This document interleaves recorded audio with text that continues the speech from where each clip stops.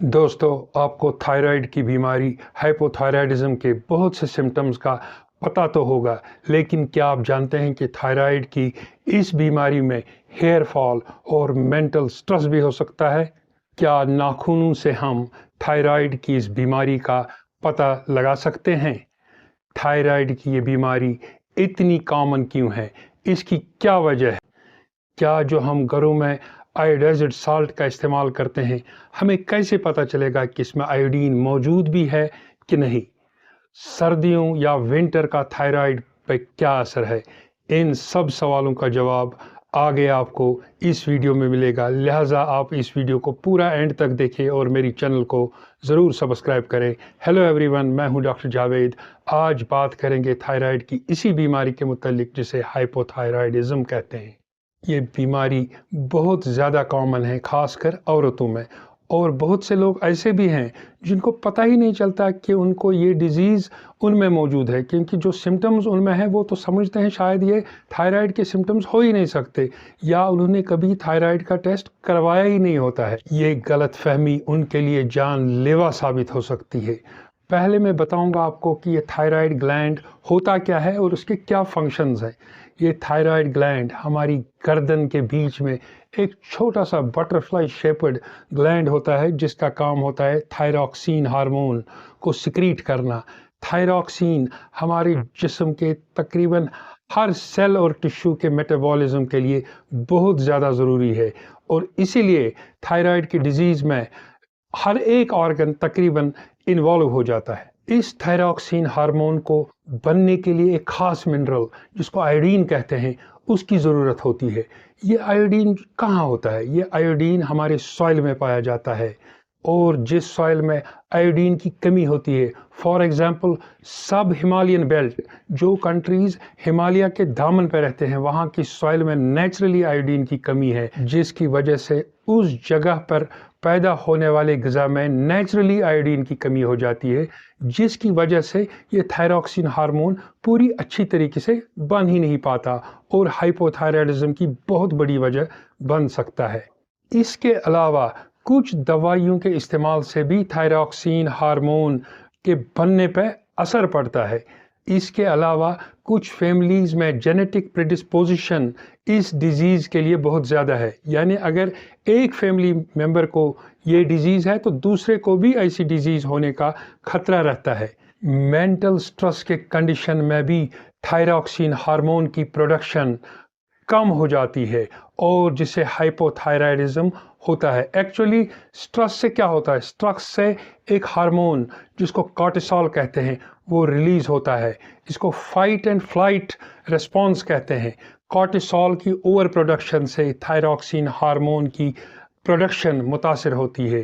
Pregnancy में भी thyroid के हार्मोन थायरॉक्सिन की प्रोडक्शन मुतासिर हो जाती है, और जिसकी वजह से प्रेगनेंसी में हाइपोथायराइडिज्म होता है, जिससे औरतों में एबॉर्शन होने का खतरा बढ़ जाता है।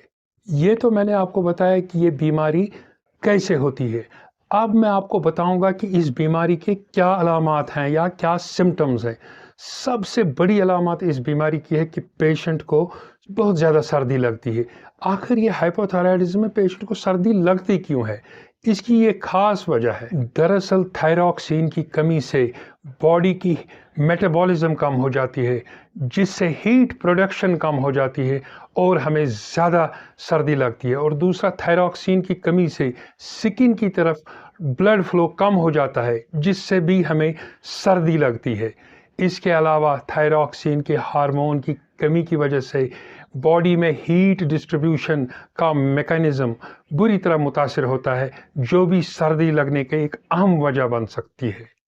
इसके अलावा थायराइड की इस बीमारी में ये सिम्टम्स भी होते हैं, जैसा कि कॉन्स्टिपेशन, ईजी फटीग, यानी हम जल्दी से थक जाते हैं, हमें वेट गेन हो जाता है, हमारा वज़न फिर कम ही नहीं हो पाता, हमारा स्किन ड्राई हो जाता है, मेमोरी लॉस हो जाती है, जॉइंट्स या जोड़ों में या और मसल्स में पेन शुरू हो जाती है, औरतों में मेंस्ट्रुअल इरेगुलरिटीज़ हो जाती है, कोलेस्ट्रॉल लेवल जो है वो इंक्रीज़ हो जाती है।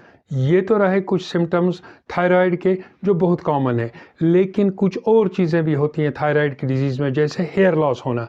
हेयर लॉस थायराइड की डिजीज़ या हाइपोथायराइडिज्म में बेसिकली होता कैसे है?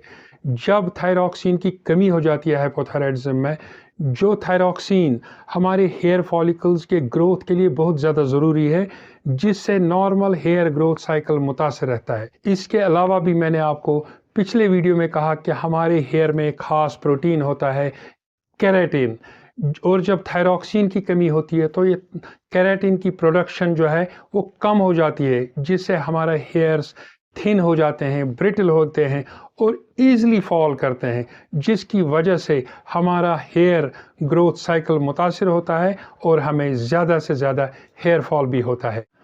अब मैं आपको बताऊंगा कि थायराइड की इस बीमारी हाइपोथायराइडिज्म में हमारे नेल्स में क्या चेंजेस होती हैं, कि और हम क्या नेल्स से भी थायराइड की इस बीमारी का पता लगा सकते हैं।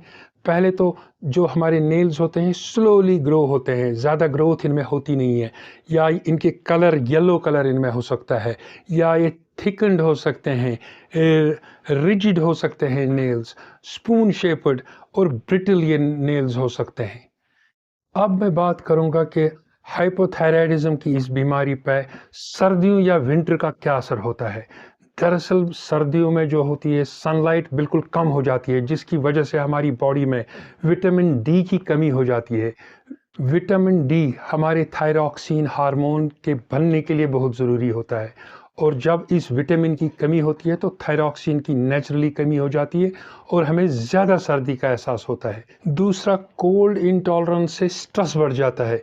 स्ट्रेस बढ़ने से भी थायरॉक्सिन हार्मोन की कमी हो जाती है। और नंबर 3, सर्दियों में हमें ज़्यादा रेस्पिरेटरी इन्फेक्शंस हो जाता है, जिससे हमारा इम्यून सिस्टम वीक पड़ जाता है, जिसकी वजह से भी थायरॉक्सिन हार्मोन की और ज़्यादा कमी हो जाती है। इन्हीं वजूहात की बिना पर विंटर या सर्दियों में हाइपोथायराइडिज्म की बीमारी और ज़्यादा असर कर देती है।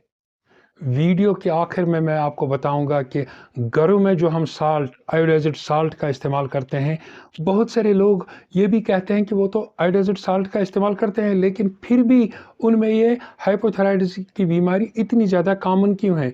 उनको शक रहता है कि हो सकता है इस साल्ट में आयोडीन की मौजूद ही ना हो। तो कैसे हमें पता चलेगा कि इसमें आयोडीन मौजूद है भी कि नहीं?